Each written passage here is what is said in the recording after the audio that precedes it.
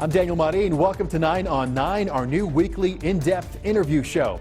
This week we are talking to Crime Stoppers of El Paso. You know the phone number, 566-TIPS. We're going to be joined by Sergeant Javier Zambrano with the program. We're going to talk about its history and how those anonymous rewards work. 9 on 9 starts right now.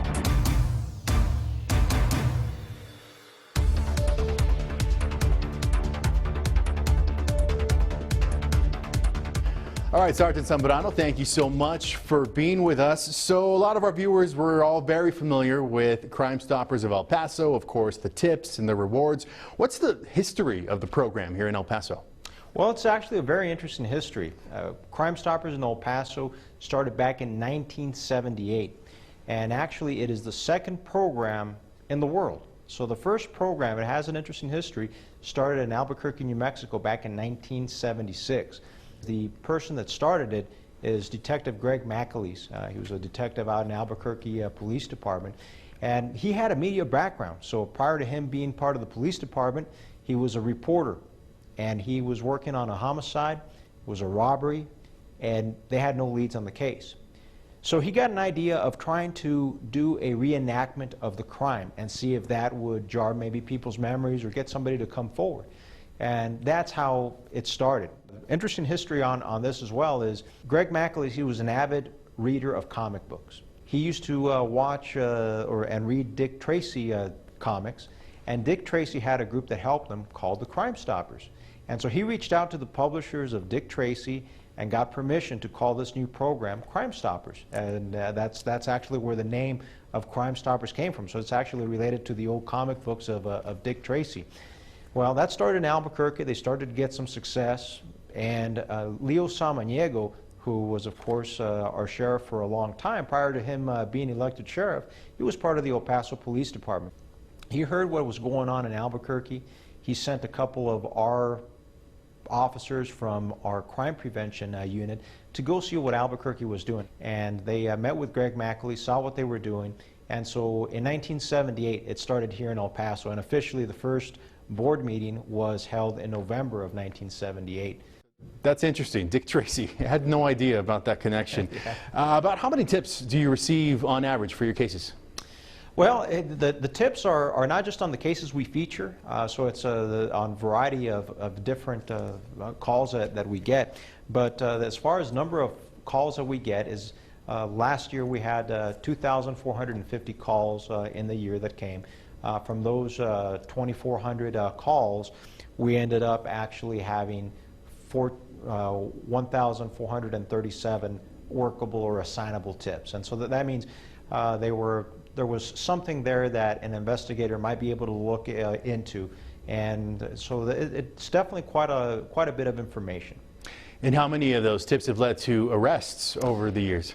Well, since the inception of the program, so since 1978, we're talking as far as people arrested, 4,567 individuals that have been arrested throughout the years of the existence of Crime Stoppers. As far as cases that have been solved, 5,985. So it's definitely helped and makes a significant impact on crime. One important thing that I would like to mention there, one of the things of how Crime Stoppers works, or the motive behind is trying to generate leads on cases that many times the investigators reach where there are no more leads, and that's where Crime Stoppers comes in, and with the help of the community tries to generate some leads that can hopefully get us to solve that case.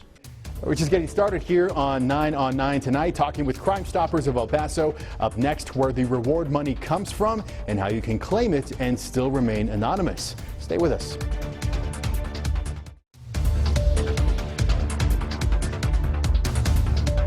Welcome back to 9 on 9. This week we are talking Crime Stoppers of El Paso, and I'm joined by El Paso Police Detective Sergeant Javier Zambrano. Javier, I want to talk about the money, of course. That's a lot of the motivation for these tips, people calling in with information that they have. Where does the funding come from?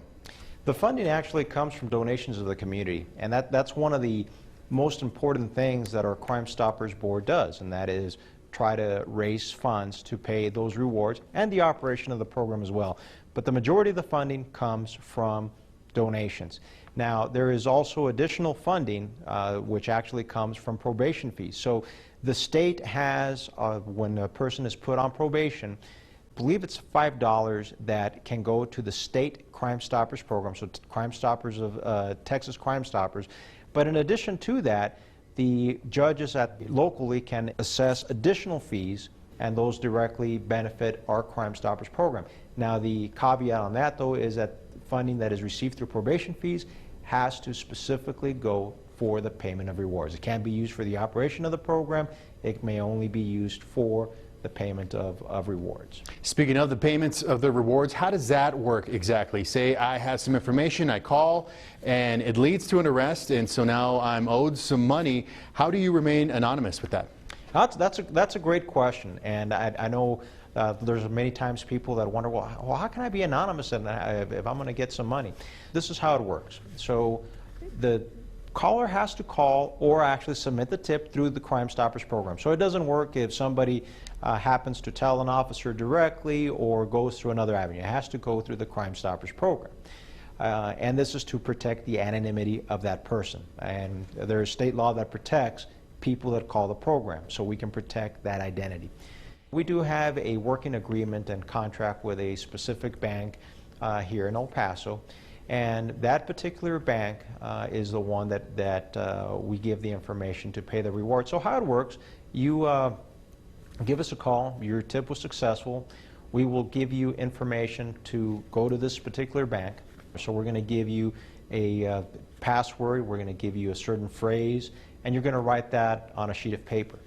Now, the individual will actually be going not inside of the bank, but they're going to be going through the drive-through of the bank. And there at the drive-through, that particular bank knows what it's about. So when they receive that paper that has that information, they know that, okay, this involves a Crime Stoppers tip. They have a list looking on that, this matches, so I know that this reward was $1,000, or I know this reward was $500, whatever the case might be. Now, the benefit about this is that how many of us don't go to the bank? We all go to the bank.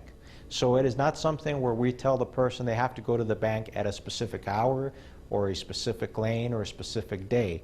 And that's also why we never publicize what bank it is, because we don't want people to know or make an assumption that somebody that's going to that specific bank might be trying to collect a Crime Stoppers type of reward.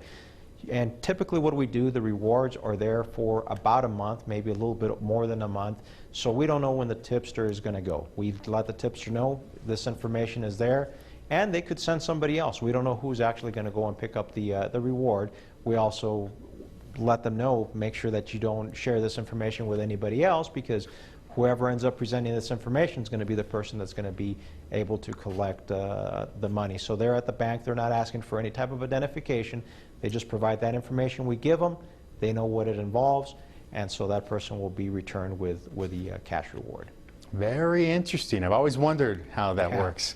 We've got to take another quick break. We are talking Crime Stoppers of El Paso this week on 9 on 9. Thanks for joining us. We'll be right back.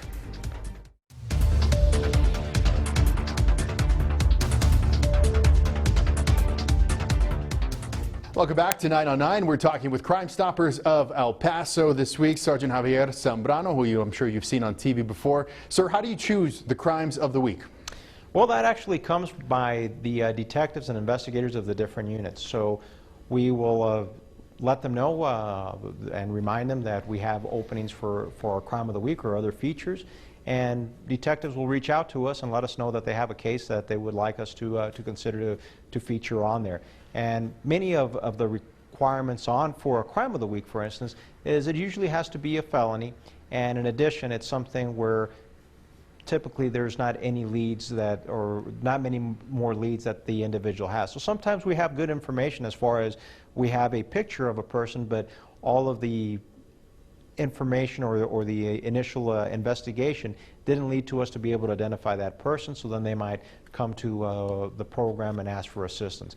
And one important thing, though, it's not something that is just for the police department. So Crime Stoppers is a community program, meaning we work with all the law enforcement agencies in our community. That's the mission of the program. It is not a program dedicated to the El Paso Police Department, even though I am the liaison for the program and I'm part of the police department. I am actually the law enforcement liaison and work with all the law enforcement agencies. So we do have many times investigators from the sheriff's office that will ask for assistance, Socorro Police Department, some of our other police departments across the community here in El Paso that ask for assistance, and we are always, of course, helping them out. That's the mission of the program. We have about a minute left in this segment. About how many cold cases would you say are out there that you all have that you could pull from? You know, there's cases that date back to even the 1960s, and so, of course, like I mentioned, Crime Stoppers works not only with the El Paso Police Department, but all of the law enforcement agencies. So there are quite a few cases on there, and so the whole idea of the crime files is revisiting some of these cold cases, getting some representing them to the community, and hoping that maybe something changed in that person's life, that maybe they weren't willing to come forward in the past, but maybe now that change gets them to come forward, and hopefully we can bring some closure to some families and solve a case. We're going to have to take one more quick break. We're going to come back with some final thoughts. This is 9 on 9 on KTSM 9 News. Thanks for being with us.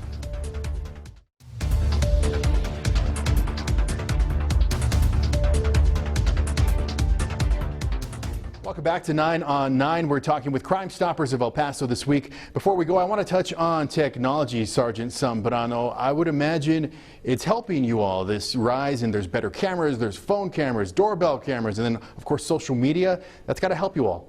Absolutely. The technology has changed law enforcement, and many times before, usually video was only available at banks or certain type of businesses.